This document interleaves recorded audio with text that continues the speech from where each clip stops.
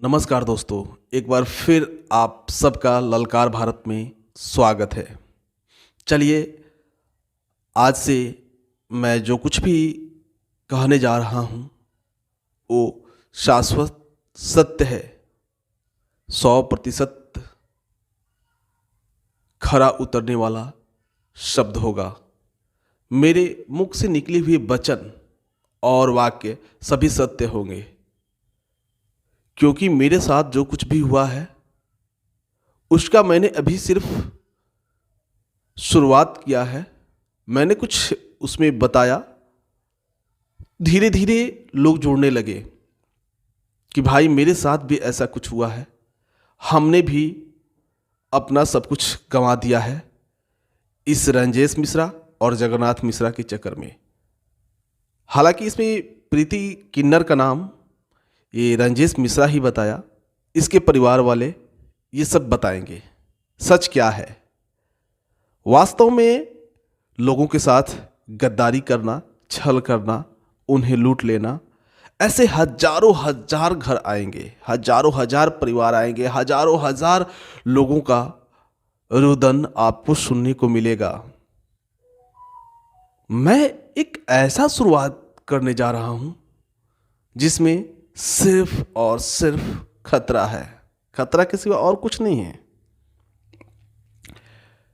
यह कोई किन्नर है जिसको प्रीति बताता था और उस प्रीति से कॉल कराता, फिर ब्रेन वॉश करता और कराता, फिर उसके द्वारा बनाए गए कुछ तंत्र मंत्र के द्वारा कुछ चावल, हल्दी लगा हुआ चावल, अक्षत, कुछ ऐसे कपड़े, सिंदूर लगे हुए लाता देता और फिर वहीं से दिमाग विचलित हो जाता। ऐसा आप सुनेंगे। एक किन्नर कौन है, प्रीति कौन है, कौन नहीं है, ये क्लियर राजेश मिश्रा और जगन्नाथ मिश्रा करेंगे। क्योंकि जितने भी धन दौलत हमने दिया सिर्फ इन दोनों के हाथ में दिया। इसकी मां भी इसमें शामिल रही। कब कब दिया, कहां दिया, कैसे दिया, इन सारी बातों को मैं डिटेल्स में बताऊंगा। फिलहाल जो बेली दसौंधी गांव है वहां के लोगों से मैं क्षमा चाहूंगा, उसकी बातों में ना आइएगा। मैं अपने गांव के भी लोगों से अनुरोध करूंगा, जिस गांव का नाम बरई बेली है, मैं सबसे अनुरोध करूंगा कि मेरे बातों में न आए, या मेरे साथ जो घटित घटना हुई है वो सब तो आप लोग जानते हो कि कैसे सब चीज़ बेच दिया, सब चीज़ बर्बाद कर दिया, सारी चीज़ें ख़त्म हो गई। परंतु इस बातों को लोगों को बताना जरूरी है। मेरा पैसा मिले ना मिले कोई बात नहीं, 1-2 साल लगेंगे, सबका कर्ज मैं चुका दूंगा। इतना हौसला है हमारा कि सबका कर्ज चुका दूंगा। लेकिन रही बात की औरों की, जो लोग लूटते जा रहे हैं, जिनकी आशियाना उजड़ रही है, जो उजड़ रहे हैं, इन दलालों के चक्कर में पड़ करके वो अपना सब कुछ खो दे रहे हैं, उनका सब चीज बर्बाद हो जा रहा है। अगर हम देखें तो एक चीन का एक लेखक था कन्फ्यूशियस, उसने अपने जीवन के अंतिम समय में, अंतिम चैप्टर में, अंतिम लाइन में लिखा था, जो मानव का हित न करे वह मानव मानव नहीं है, वह मानव कहलाने योग्य नहीं है, वह तो दानव है। मैं कुछ ऐसे बातों को आपके सामने ला रहा हूं, आपकी रोंगटे खड़े हो जाएंगे, आपको लगेगा कि इन लोगों को काट देना चाहिए, मार देना चाहिए, खत्म कर देना चाहिए। परंतु ऐसा मैंने नहीं किया, आप भी नहीं करेंगे। आप सिर्फ पहले जानिए सच्चाई क्या है। आ रहे हैं एक ऐसे शिक्षक जिन्होंने इस लड़के को पढ़ाया और फिर उन्हीं के साथ इसने विश्वासघात किया, उन्हें प्रलोभन दिया। जैसे मुझे प्रलोभन दिया गया था मकान का, घर का, कई तरह का प्रलोभन मुझे दिया गया, उसी तरह इन्हें भी दिया गया था। ऐसे बहुत से लोग आएंगे, बहुत से लोग आएंगे। बाकी दूसरी ओर में एक ऐसे क्राइम की शुरुआत इन लोगों ने किया है जो आप जानेंगे। ऐसे क्राइम से बचने के लिए आप पहले से सतर्क रहेंगे, क्योंकि मैं जानता हूं सबके पास हिम्मत नहीं है। क्या सब कुछ जिंदा रह पाएगा? 1,21,00,000 रुपया होता है, कोई पत्ता नहीं है कि ऐसे तोड़ा और दे दिया। बहुत मजबूरी थी, बहुत दर्द में, बहुत दुख दर्द हमने सहा है। अरे मुझे लोग इतना इज्जत करते थे, बहुत लोग इज्जत करते थे हमारा। आपको पता नहीं होगा, मैं जहां भी जाता, जिसके पास भी जाता, उनसे सिर्फ इतना ही कहता कि मुझे 2 लाख रुपया चाहिए। वे ये नहीं कहते कि अशोक सर आपको 2 लाख रुपया क्या होगा, ठीक है लीजिए।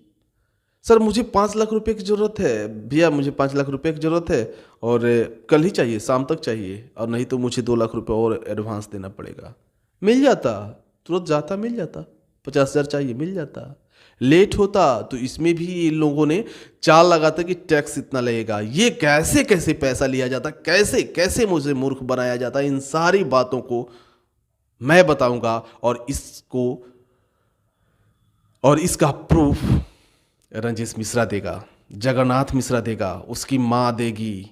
देखिए मैं झूठ नहीं बोलता हूं, मैं झूठ बोलता तो उसका एक भाई है, उसका मैं नाम तक नहीं ले रहा हूं, राहुल मिश्रा नाम है, हालांकि इसमें उसका नाम तक नहीं। उसने जब भी मुझसे मिला मुझे इशारा किया, उसने मेरी मदद करने का प्रयास किया, उसने मुझे इशारा किया कि सर, उसके बच्चे पढ़ते थे हमारे यहाँ, उसने बार बार मुझे समझाने की कोशिश किया, प्रयास किया कि सर आप बर्बाद हो रहे हैं, आप किसी के चढ़ाए में क्यों आ रहे हैं, आप बर्बाद हो रहे हैं, आप बात नहीं समझ रहे हैं। फिर जब मैं इससे पूछता, उसके भाई से पूछता कि तुम्हारे भाई ऐसा, दोनों भाई मार कर लेते घर पर, एकदम मार ठन जाती। उसके बाद से तीसरे जगह से उससे किन्नर का फोन आता कि तुमको मार देंगे, निकाल देंगे घर से, ये करेंगे, वो करेंगे, गाली गलौज, बहुत खतरनाक गाली गलौज होना शुरू होता। और बाद में ये लोग हमें समझाते कि वो क्या जानता है, वो मुंह टेढ़ा क्या जानता है, वो क्या जानता है, और उसकी पत्नी एक भीख मांगा घर की उसकी पत्नी है। ये तो तुम्हारी पत्नी अगर ईमानदार घर की है तो तुमने क्या किया। बाद में इसकी चरित्र अपने ही मुंह से बोला है अपने सास के बारे में कि कैसी चरित्र है, और उन लोगों के बारे में बताया है हमसे। सारी रिकॉर्डिंग सामने आएगा, आप लोग पूरा मुंह थूक लेकर के थूक दीजिएगा इसके मुंह पर। ऐसे शब्द शायद ही कोई करे, क्योंकि इतना गिर गया ये पैसा के लालच में और हमारे पैसा को लूटते गया। मैं तो यही समझ रहा था कि सिर्फ मेरा ही पैसा लूटा है, लेकिन ऐसे ऐसे लोग आ रहे हैं जो मैं सोच भी नहीं सकता।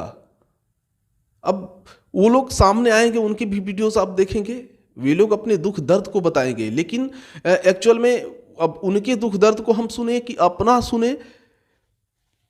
मैंने सोचा कि उनकी एक शॉर्ट स्टोरी मैं बना लूंगा और आप लोगों के समक्ष मैं उसे प्रस्तुत करूंगा।